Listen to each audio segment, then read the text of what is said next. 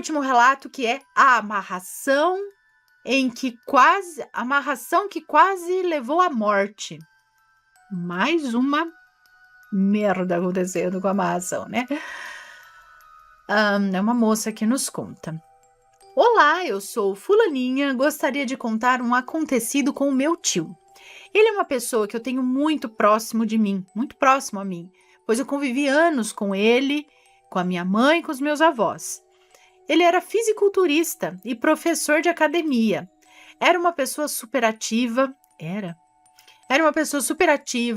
com um coração muito bondoso. Por isso eu tenho certeza que foi feita uma amarração amorosa para o meu tio. E por conta disso, ele sofre até os dias de hoje. Ele já foi uma pessoa assim de bem com a vida, professor de academia, fisiculturista, hoje ele tá acabado, digamos, acho que é algo assim que ela quer dizer. Desde já mando um grande abraço, eu também queria ajudar com isso, eu também queria ajuda com isso, se alguém souber como desfazer. Sou uma pessoa sensitiva desde criança, então já estava notando os sinais. Mas vamos à história. Eu já soube, alguém, não lembro quem, mas já ouvi gente dizendo que uma das coisas mais fáceis que tem de desfazer é a amarração. Mas vamos lá. Quando eu era adolescente, o meu tio era uma pessoa que amava muito a família. Era uma pessoa com uma dieta super saudável e sempre treinava e estudava bastante. Percebi que ele começou a passar muito tempo fora de casa e mudar o humor dele. Sempre seco ou sem paciência. Até que um certo dia, enquanto meu tio trabalhava, eu estava na sala assistindo desenho. A sala dava de frente ao quarto do meu tio. Já era de noite, porém não muito tarde da noite, por volta de umas 7:30 da noite. A porta do quarto dele estava levemente aberta, a porta dele estava levemente aberta e com o canto do olho eu vi algo que era alto, tinha pele escura, eu não conseguia enxergar os olhos, ou se tinha olhos. Tinha dedos longos e unhas afiadas. Estava do lado de dentro do quarto, abrindo lentamente a porta. Eu fiquei imóvel, sem reação. Acabei conseguindo levantar do sofá e aquilo rapidamente entrou de volta no quarto. Com nem um pouco de coragem, mas tentando mostrar que eu não tinha medo, eu fui em direção à porta do quarto. Abri com tudo e acendi a luz com o brioco na mão. Dei uma rápida olhada e não tinha mais nada lá. Meu tio chegou do trabalho e perguntou o que eu estava fazendo dentro do quarto dele. Eu, até um pouco trêmula, contei o que tinha visto. Ele, com ar de risada, disse que eu estava vendo coisas que não existem. Observação aqui. Ele era ateu. Eu insisti que tinha certeza do que tinha visto. Me interrompendo, ele disse para eu ir dormir, que devia ser sono. Então eu fui. No outro dia, na parte da manhã, ele estava no quintal jogando fora um espelho que estava rachando. E eu lhe perguntei o porquê dele estar jogando aquele espelho. Então ele me disse com um olhar de espanto que algo tinha puxado ele com tudo na cama enquanto ele dormia e que espelhos quebrados atraem coisas ruins. Ué, não era até? Então eu corrigi dizendo que espelhos quebrados são como portais abertos para espíritos que vêm do outro lado. Ele me ignorou e continuou o que estava fazendo. Em um outro dia, ele apresentou a sua nova namorada, a tal Maledite. A partir do momento em que eu a vi, eu tive uma sensação ruim, mas achei que estava com ciúmes do meu tio. Ela era uma pessoa que não tinha nada a ver com meu tio ou com o tipo dele. Ela era feia, nunca se arrumava, não se cuidava. Ficava pensando que pelo menos Aí eu ficava pensando que pelo menos ela tinha caráter, né? Isso eu achava antes de conhecer quem ela realmente era. Ela era uma pessoa possessiva, controladora, muito ciumenta, agressiva. Ela tinha ciúmes até da minha mãe falar com ele. Com o tempo, ele descobriu por mensagens do celular dela que ele estava sendo traído. Mesmo sabendo disso, ele continuou com ela. Por algum motivo, ele não conseguia se separar. Ele ia dormir na casa dela e dizia que amava a família dela e tinha a mãe dela como uma segunda mãe, mesmo eles nunca oferecendo nem comida para ele quando eles iam almoçar ou jantar. Passava o dia inteiro sem comer, enquanto elas aproveitavam. Olha, me dói o coração relembrar isso, pois ele estava cego por ela. Com o tempo, o relacionamento deles ia se afundando. Ele ia abrir um lugar para trabalhar. Ele estava comprando os materiais para esse lugar com a ajuda da minha mãe e do meu falecido avô. Ele estava indo muito bem, mas o relacionamento deles afetava muito suas emoções. Ela já quis brigar com a minha mãe por ela dizer que era contra os dois estarem juntos. Ela vivia brigando e gritando com ele sem motivo. Ele tentava terminar, mas ela sempre voltava dizendo que ia mudar. Em um determinado dia, ele sofreu um acidente voltando do trabalho e foi internado. Nesse mesmo dia, ela foi para uma festa e traiu ele. Ele, sabendo disso por amigos, a perdoou. Foi ao fundo do poço. Foi o fundo do poço para mim e para minha mãe.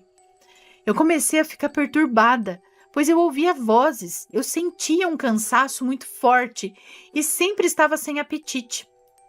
Ele, com o tempo, se recuperou e voltou para casa. Ela quase não vinha vê-lo ou saber como ele estava. O tempo passou e eles estavam quase se separando por persistência minha e da minha mãe, e com o tempo ele acabou passando por um momento de depressão e quase tentou tirar a própria vida. Com isso, teve uma recaída e eles voltaram novamente. Ela o levou até uma mãe de santo, entre aspas. Ele insistiu para eu e minha mãe irmos também, pois ele tinha se sentido muito melhor e ajudou em seu relacionamento. Acabou que fomos para conhecer. Ao chegar no determinado lugar, eu comecei a sentir uns calafrios e uma vontade de vomitar. A casa dela era imunda, tudo jogado e um forte cheiro de sangue seco. Só eu sentia aquele cheiro por algum motivo. Eu olhei para minha mãe e já sabíamos que ali não tinha coisa boa, não.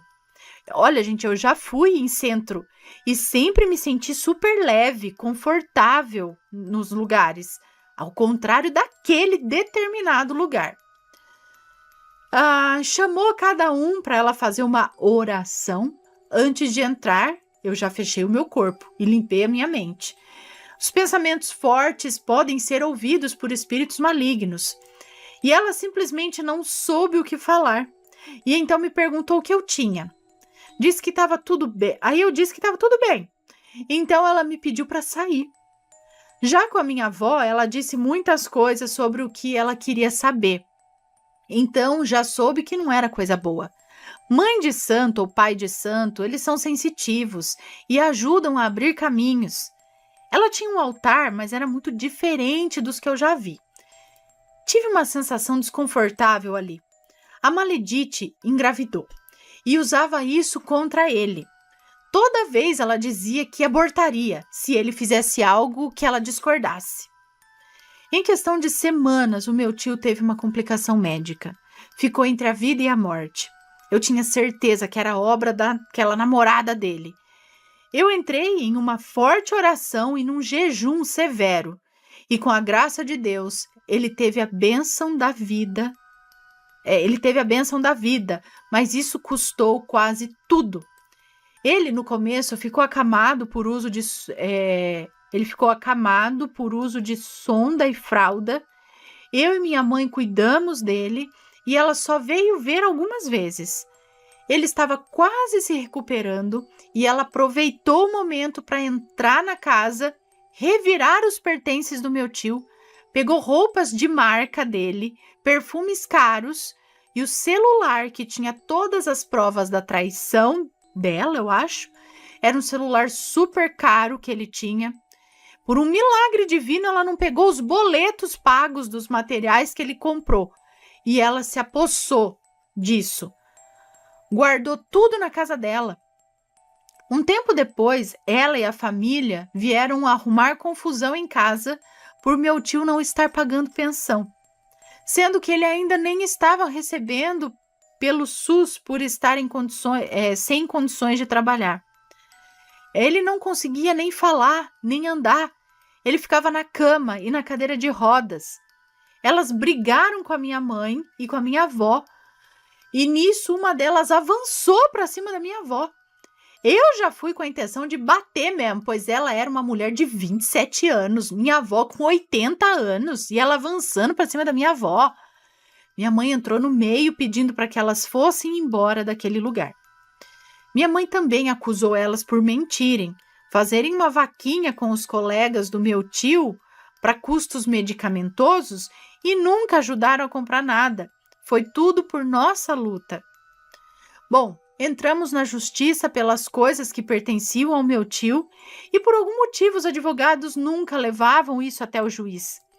Ela entrou na justiça dizendo que ele era dependente e veio um agente federal da lei em nossa casa avaliar. O homem chorou no momento que viu meu tio em suas condições físicas, para você ter uma ideia, dizendo que era desumano o que ela estava fazendo e nos orientou a procurarmos os direitos dele. Mesmo fazendo isso, as coisas nunca iam adiante. Foi um trabalho muito forte que ela fez conosco para ter tudo que era dele. Amigos que ele tinha como família se afastaram com a desculpa que preferem guardar os bons momentos em que ele estava em boas condições físicas.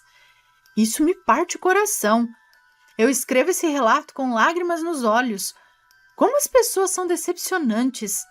No momento em que mais precisávamos, todos se afastaram. Ele tinha tantos amigos, tantos companheiros. Ninguém veio visitar, ninguém pergunta dele. Nos dias atuais, ainda estamos esperando pela justiça do meu tio e a guarda do filho dele em que ela não nos deixa ver. Quem puder entrar em oração pelo meu tio e pela justiça divina, eu agradeço de coração aberto. Eu não quero usar os mesmos meios que ela usou para tudo que ela fez de mal voltar para ela, pois sei que vai afetar o filho do meu tio e eu só quero vê-lo bem, mesmo que não seja em nossos braços. Mas uma coisa eu tenho certeza: quem faz amarração para ter alguém que deseja,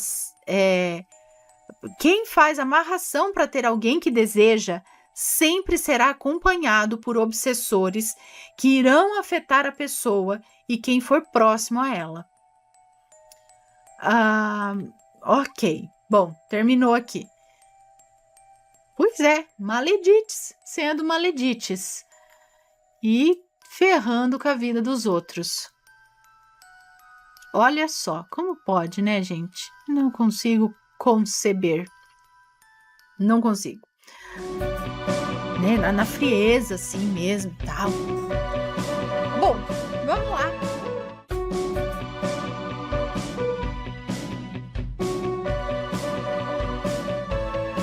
Está gostando dos relatos no Reverso Assombrado? Então não se esqueça de deixar o seu like. E é claro, se ainda não for inscrito, se inscreva.